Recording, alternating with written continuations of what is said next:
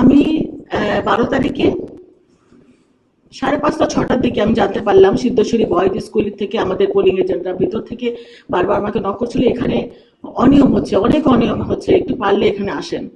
আমি তখন দৌড়ে চলে গেলাম, গিয়ে আমি দরজা নক করছি, বারবার নক করছি, অনেকক্ষণ, প্রায় আধা ঘন্টা পরে দরজাটা খুললো, ভিতরে যেতে দিবেই না। তারপরে গেলাম, ওখানে প্রিজাইডিং অফিসার ছিল শামসুল ইসলাম, ইসলামী ব্যাংকের, এবং প্রায় 5-6 জন বিদেশি পর্যবেক্ষক ছিলেন ওই রুমটার মধ্যে।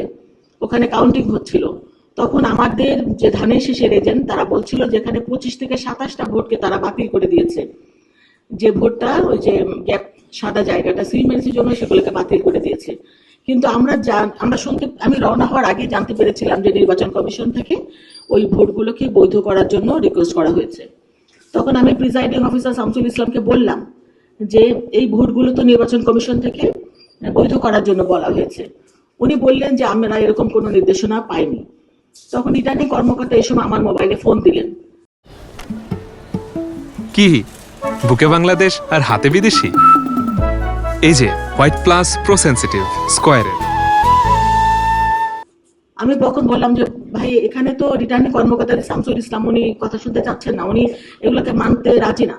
তখন উনি বললেন ওনাকে ফোনটা দেন। আমি ফোনটা সাইফুল ইসলাম, আমি স্পিকারে রেখেছিলাম ফোনটা। আমার স্পিকারে বিদেশের পর্যবেক্ষকরাও শুনছিলেন, বিভিন্ন প্রার্থীর এজেন্টরাও শুনতে পাচ্ছিলেন, ধানের শেষের এজেন্টরাও শুনতে পাচ্ছিলেন, এবং ওই কক্ষের ভিতরে যারা ছিলেন সবাই স্পষ্ট শুনতে পাচ্ছিলেন যে স্পিকারে রিটার্নিং কর্মকর্তা বলছিলেন যে নির্বাচন কমিশন থেকে নির্দেশনা এসেছে এই এই ধরনের ভোটগুলোকে বৈধ করে দিতে। এখন এটা বাস্তবায়ন করবেন কি না করবেন সেটা সম্পূর্ণ আপনার ব্যাপার। তারপর উনি ফোনটা রেখে দিলেন। সেই শামসুল ইসলাম বললেন যে আমি এটা মানতে রাজি না। আমি বললাম আপনি কেন মানবেন না? বললো আমি নির্বাচন, আমার সাথে সরাসরি কথা হয়নি, অন্য কারো, আমার উপরেও একজন কর্মকর্তা আছেন ম্যাজিস্ট্রেট, তিনি আসুন, তারপরে আমরা ডিসিশন নেব। তা আমি বললাম সেই ম্যাজিস্ট্রেটকে কল করেন। উনি অনেকবার কল করেন, কল করে বলে আসছেন আসছেন। তারপর অনেকক্ষণ পরে সেই একজন মহিলা আসলেন ম্যাজিস্ট্রেট। উনি এসে, ওনার নামটা আমার ঠিক খেয়াল নেই, সাম আফরোজা হবে, উনি এসে বললেন যে না, এই ভোটগুলো সব বৈধ হবে, বৈধ করে দেন। কিন্তু তারপরে ওই শামসুল ইসলাম কিন্তু বললেন যে না, এই ভোট, উনি ওনার সাথে তর্কাতর্কি করলেন, মানে বললেন যে বৈধ হবে না। কিছুক্ষণ পরে ওই ম্যাজিস্ট্রেট তখন বললেন যে আমার আরেকটা জায়গায় একটা অনিয়ম হচ্ছে, আমি ওখানে একটু চলে যাই। তখন আমি বললাম যে আপনি এই জিনিসটা মানে সলিউশন না করে আপনি চলে যাচ্ছেন, তাহলে এটা কি হবে? তখন উনি বললেন যে আমি কিছুক্ষণ পরে আবার আসছি। তখন উনি চলে গেলেন, আর আসলেন। তখন আমি এই প্রিজাইডিং অফিসারকে বললাম যে আপনি এখন কি ডিসিশন নেবেন? উনি বললেন যে না, আমি সব একদম সিএসি বা সচিবের সাথে কথা না বলে আমি কোনো কাজ করবো না, মানে উনি কারো কথা শুনতে রাজি না।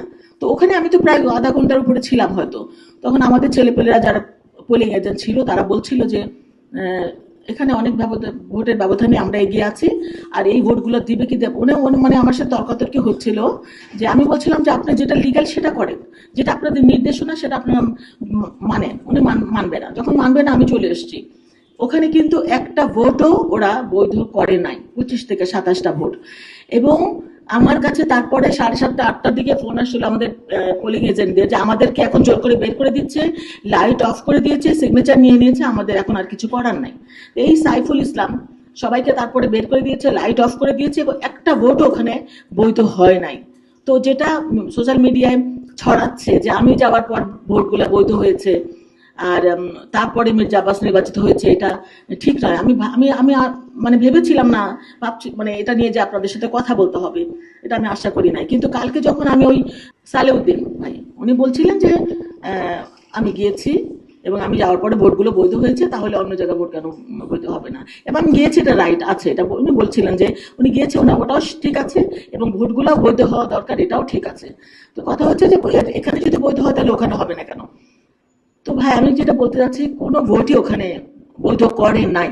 আর এইরকম প্রত্যেকটা কেন্দ্রে আমি তারপর বের হওয়ার পরে শুনছিলাম ideal school, Kamalapur girls school, অনেক স্কুল, আমাদের প্রত্যেকটা কেন্দ্রে 70টা, 75টা, 40টা, 50টা করে ভোট এরকম করে বাতিল করে দিয়েছে। এই ভোটগুলোকে যদি বৈধ করা হতো তাহলে কিন্তু অনেক কয়েক হাজার ভোট আরো বেড়ে যেত মির্জা আব্বাসের। তো আপনাদেরকে ডেকেছি এটার জন্য, কোনো ভোট বৈধ করা হয় নাই। তারপর আমি রিটার্নিং কর্মকর্তার অফিসে গিয়েছি রাত্রে 9টার দিকে, এবং আমি লিখিত একটা চিঠি কমপ্লেন দিয়ে আসছি যে এই ভোটগুলোকে যেন বৈধ করা হয়, কিন্তু এখন পর্যন্ত সেটা করা হয়নি।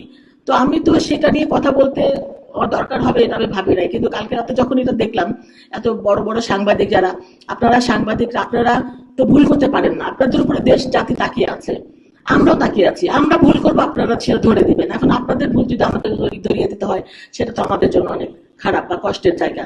আর এরকম সিনিয়র সাংবাদিকরা যদি না জেনে, না প্রমাণ ছাড়া এরকম কথা বলে, তাহলে অনেক জুনিয়র সাংবাদিক আছে, তারা কিভাবে শিখবে? তো আমি সেই জন্যই আপনাদের মাধ্যমে তাকে অনেক কোশ্চেন করতে চাই যে উনি যেটা বলেছেন ওটা ঠিক নয়, উনি হয়তো জানেন না, উনি সঠিক তথ্যটা জেনে ওনার কথা বলা দরকার ছিল যে ওই কেন্দ্রের নয় এবং কোনো কেন্দ্রে ভোট কোনো বৈধ করা হয় নাই। তো আমি যেটা বলতে চাই আপনাদের কাছে, আবারও বলছি, আমি গিয়েছি, এটা সঠিক ছিল, নির্বাচনী প্রার্থী, আমি মেইন এজেন্ট, আমি যে কোনো জায়গায় যেতে পারি, আমি এখানে কোনো প্রভাব বিস্তার করি নাই। আমি শুধু বলতে চেয়েছি যে আপনি নির্বাচন কমিশনের নির্দেশনা আছে, আপনি কথা বলেন, কথা বলে দিয়েছে, কিন্তু তিনি মানতে রাজি হননি, আমি চলে এসেছি এবং কোনো ভোট ওখানে বৈধ হয় নাই, এটা আপনাদের মাধ্যমে জানানো।